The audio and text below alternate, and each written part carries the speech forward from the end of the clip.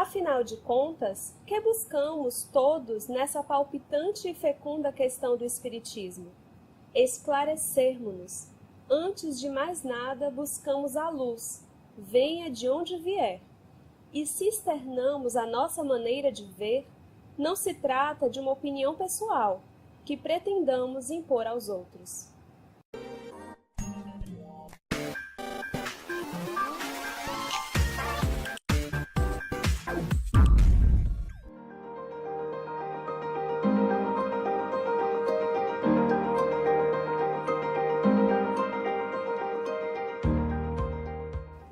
Estamos hoje com mais um episódio super especial. Aproveitei uma passadinha rápida em Salvador.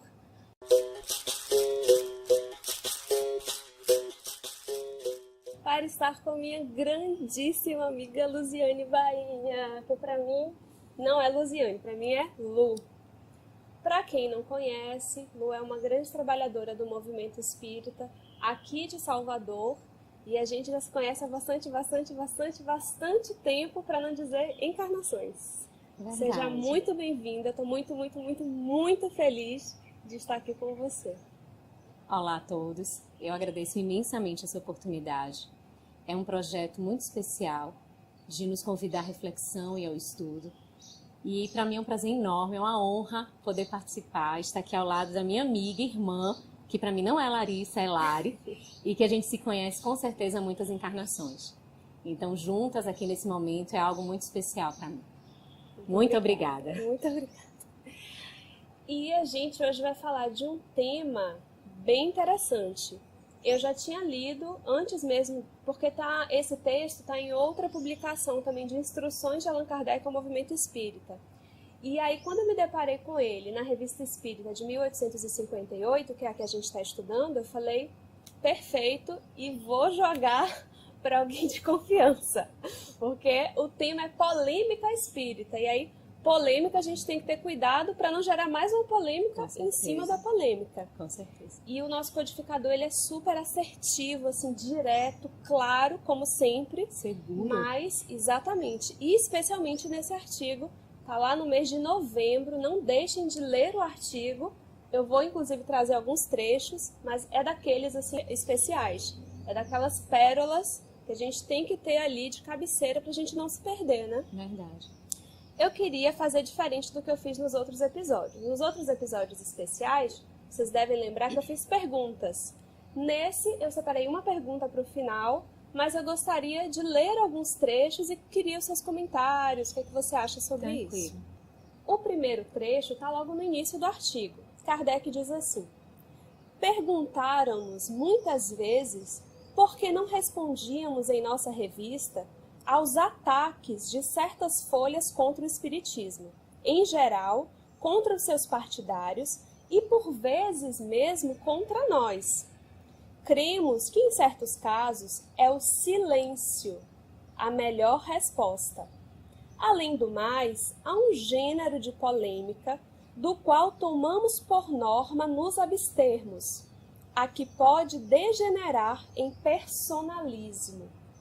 Eu fiquei super assim, sabe, assim, abatida assim, com esse trecho, porque concordo plenamente.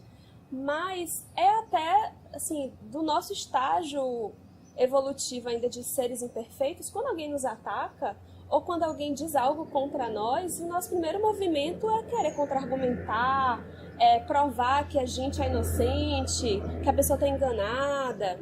E, obviamente, imperfeita que sou, eu fiz assim, mas Kardec, como assim? Eu não posso me defender, eu não posso dizer, opa, você está aí, tá entendendo tudo errado. E ele deixa claro a questão do silêncio e depois ele diz para não degenerar em personalismo. E aí queria saber o que é que você comenta pra gente. E isso é um sentimento muito natural mesmo. O que você coloca é algo que é o primeiro momento nosso, o que a gente sente e vem aquela ebulição para querer devolver, até porque é a doutrina que nós somos apaixonados, que nós amamos. Então, alguém falar contra a doutrina, agredir a doutrina, e isso demonstra o quanto o codificador ele faz parte da equipe do Espírito de Verdade. O quanto ele já veio preparado para não ter personalismos, para saber realmente separar e não confundir, porque se ele não silencia, ele poderia atrapalhar a própria divulgação da doutrina. Porque quando a gente entra em uma polêmica, em algo que é tão pessoal, nós deixamos de lado valores tão importantes. No calor da discussão, nós ofendemos, nós agredimos, nós diminuímos a outra pessoa, e ele, como representante de uma doutrina, iria macular a imagem dessa doutrina se ele apresenta isso. E ele não ia estar sendo um representante de uma doutrina de amor, de compreensão, de indulgência. Então, ele é muito sábio quando ele diz que o silêncio deve ser o adotado e que não é fácil. Adotarmos o silêncio requer muita maturidade, né? Requer muita reflexão em torno disso e saber a exata missão que exerce.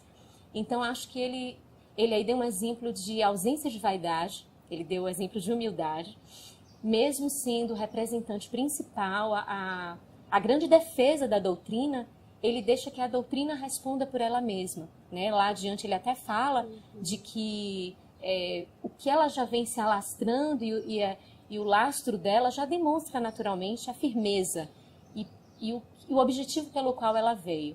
Então, acho que ele traz muito ensinamento nesse trechinho aí, de como é que a gente deve lidar com as coisas pessoais, né? No dia a dia, nas nossas dificuldades, mas principalmente em nome da doutrina. Não vale a pena, em nome da doutrina eu vou discutir, em nome da doutrina eu vou colocar, que cai no personalismo e sai da figura do espiritismo para adentrar na figura pessoal e aí realmente cai em descalabro. Feio, né? Exatamente. E aí, em seguida, ele traz um outro trecho em continuidade que ele vai fazer uma diferenciação entre os tipos de polêmica e aquelas em que ele se coloca assim e aquelas outras que são essas do personalismo e tal, em que ele silencia e diz assim, olha, não dá para eu levar para o lado pessoal, porque eu vou acabar derrapando, e se eu estou representando a doutrina, como você falou, eu vou levar junto. Perfeito. Mas aí agora eu queria falar desse outro tipo que ele fala que não, tem um tipo que vale a pena responder, e a gente precisa estar atento a essa diferenciação, né? Ele diz assim, entretanto, há polêmica e polêmica. Há uma ante a qual jamais recuaremos. É a discussão séria dos princípios que professamos. Contudo, aqui também deve ser feita uma distinção. Se trata apenas de ataques gerais dirigidos contra a doutrina, sem um fim determinado, além do que de criticar, e se partem de pessoas que rejeitam sistematicamente tudo quanto não compreendem, não merecem a nossa atenção. O terreno diariamente ganho pelo Espiritismo é resposta peremptória e lhes deve provar que os sarcasmos não têm produzido grande resultado. Então ele está dizendo assim, ó, tem polêmicas e polêmicas. Quando a pessoa levanta até um tema, porque às vezes a polêmica é a questão do tema, né, trazer um certo alvoroço, ser palpitante. Ele diz, tudo bem, eu falo do que você quiser. E eu respondo o que o Espiritismo diz sobre o tema que você quiser. Até porque vários assinantes perguntavam a ele, aconteceu um caso assim, né? Como a gente já viu aqui o fantasma da senhorita Clairron e vários casos que saíam às vezes no jornal da época e ele coloca lá na revista, diz, o Espiritismo explica dessa forma, diz isso, diz aquilo, mas é diferente quando é, na verdade, uma banana para você escorregar, uma casca de banana de, né, querer, na verdade, a pessoa não está disposta a saber, ela está atacando. Isso. E é isso que eu queria também saber o que é que você nos diz. Nesse trechinho, ele nos ensina também a utilidade do tempo. No que é que você deve debruçar sua preocupação. Então, ele tem a maturidade de distinguir o que vale a pena responder ou não. Eu fico pensando no trabalho hercúleo do codificador daquela época, sem os recursos que nós temos hoje, sem as formas de triagem para isso. Era ele mesmo que fazia todo esse trabalho, essa dedicação de separar e verificar. Responder à mão. Responder.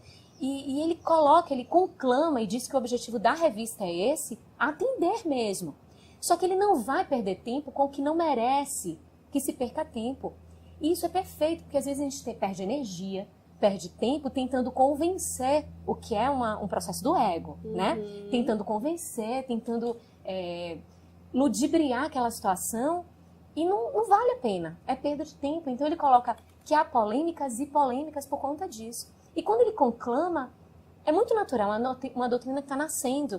Tanto que ele faz a revista para que seja uma tribuna livre, um laboratório mesmo, de discussão, de reflexão, de amadurecimento. Então ele se coloca tranquilamente, ele se expõe a isso, mas ele não está pronto ali para perder tempo. Então, se é algo que é uma discussão, que é saudável, que é aquela coisa, eu posso estar contraditório, mas ao respeito, isso aí está mantido constantemente. Eu costumo analisar, até por aspectos profissionais, que quando falta ao ser humano argumento, ele parte para um estágio de agressão ao outro. Ataque ao outro. Então, havia aí, o codificador identificou, muitas pessoas que desconheciam o espiritismo e só queriam rebater simplesmente por ser uma coisa nova, por dizer não gosto, não quero, mas não se predispunha a conhecer e fazer perguntas mesmo dentro daquilo, que tivesse procedência. Então, ele até nos conduz a essa percepção quando traz esse texto em novembro de 1858, de forma brilhante. Maravilha. E agora eu queria trazer uma pergunta mais em relação à sua experiência pessoal com o tema. E aí eu compartilho um pouco da minha experiência e até por sermos amigas, eu sei que você também já passou situações assim. São situações de dois lados. Um lado é quando a gente está como público. Então, a gente sabe que uma coisa é a doutrina espírita e uma coisa é o movimento espírita. Nem sempre o movimento espírita caminha sob as diretrizes da doutrina espírita. Com essa questão especialmente de mudança de cidade e até de viagens, eu sempre busco conhecer casas espíritas quando eu tenho essa oportunidade de viajar. Às vezes a gente vai numa casa espírita e fala assim: cadê Kardec? Cadê Jesus? O codificador? Cadê Jesus? E ver na fala de alguns palestrantes, de pessoas que estão conduzindo um estudo, alguma coisa assim, coisas até mesmo chocantes. Não em termos de temas assim, de coisas superficiais, às vezes de coisas muito sérias, de orientações que vão realmente de encontro à proposta de amor, de caridade, de respeito, de tudo isso. Isso acontece, existem até vídeos no YouTube de palestras com coisas assim, às vezes, que você fica arrasada absurdas de assistir, de ver, de saber que as pessoas estão nesse caminho. Só que chegam pessoas, enquanto público, assim como você, que não conhecem aquilo, que estão ali desprevenidas e que não têm nenhum tipo de base para falar: isso não é a proposta, isso não é a doutrina espírita, isso é uma outra coisa, isso é uma mutação daquilo. E quando é um grupo que você tem a oportunidade de se colocar, eu já passei algumas vezes por mini infartos de ficar assim, chegar a ficar vermelha e não saber o que eu faço. Eu me coloco ou eu não me coloco? E aí vem a questão do estágio evolutivo. Eu não tenho equilíbrio de me colocar sem vir aquela emoção que tá ali de: meu Deus do céu, a pessoa tá falando um absurdo.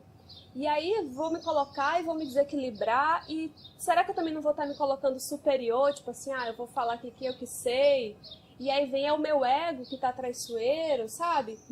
Já vivi muitas vezes esse conflito. Isso é uma pergunta. E a outra pergunta é a gente, no lugar da pessoa que está fazendo o estudo, ou a palestra, ou qualquer coisa do tipo, o expositor, e que muitas vezes vem certas perguntas que não são dúvidas, que não estão nesse são grupo. capciosas. Que é assim, eu tô incomodado porque é você por algum motivo, eu tô incomodado com você e eu quero fazer uma pergunta para derrubar. Isso acontece, não acontece? Muito Já aconteceu também várias vezes. E aí também você tá numa posição que você precisa responder.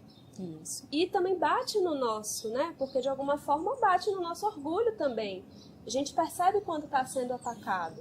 E aí, diante dessas orientações do codificador, como conciliar as orientações, o nosso posicionamento e a nossa imperfeição de também desequilibrar, né? Em algumas dessas situações. Perfeito.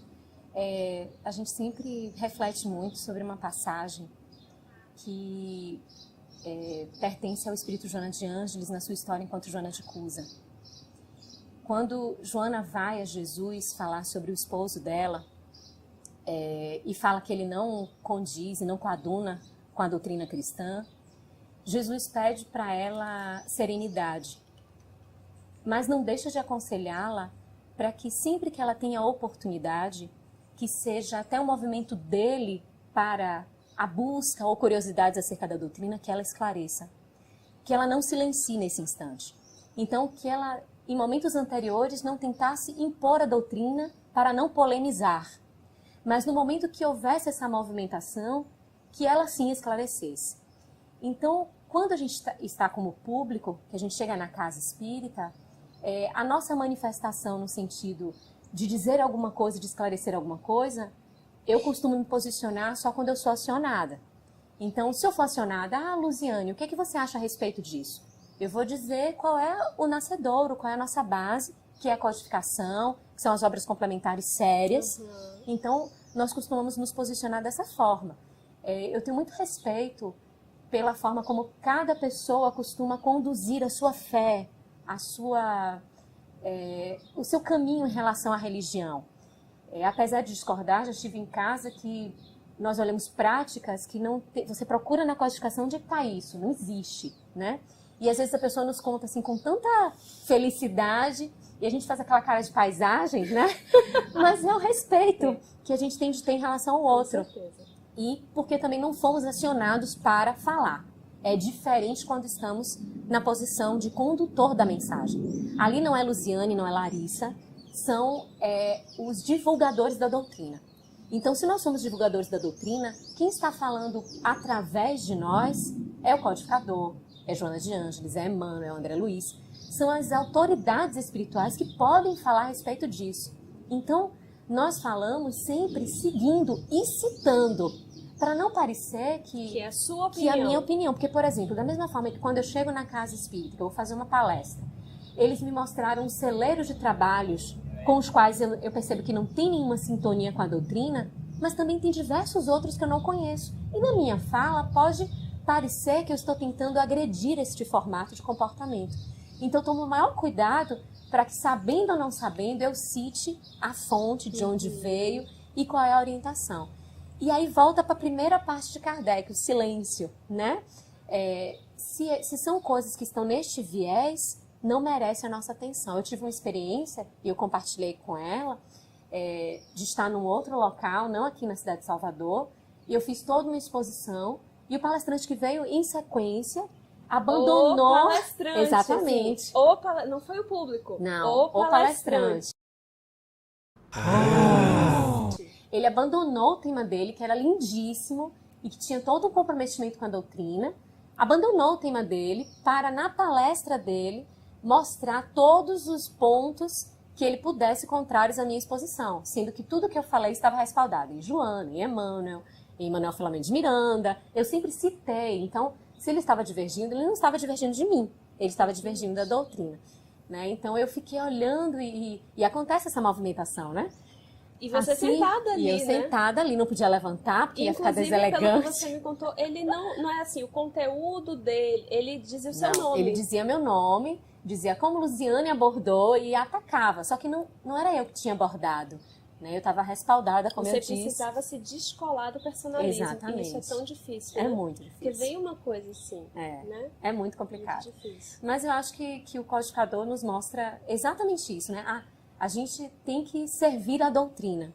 E servir é como Jesus disse, que servir é para ser menor. Não é para ser o maior. Quando nós vamos lá à frente, não pode ser Larissa, Luziane. As pessoas têm de lembrar de Jesus, de Kardec, dos grandes espíritos, né? Perfeito. E não da gente. Perfeito. O nosso tempo já acabou. Infelizmente. A gente vai desligar o vídeo, mas eu vou continuar aqui de papo, ainda bastante tempo. Que bom. Muito obrigada, Luísa. Eu que agradeço imensamente. Fiquei muito feliz e à vontade. Ai, Obrigada, obrigada. Muito obrigada e até o próximo episódio. Tchauzinho. Até mais.